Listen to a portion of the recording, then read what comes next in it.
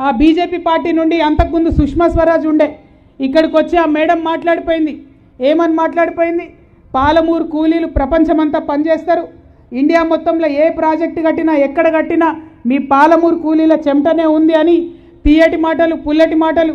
సుష్మా స్వరాజ్ గారు అదే చెప్తారు, మోడీ గారు అదే చెప్తారు, బీజేపీ నాయకులంతా అదే చెప్తారు. కానీ పాలమూరుకు మాత్రం ఒక్క బుడ్డ పైసా ఇయ్యలే ఇంతవరకు.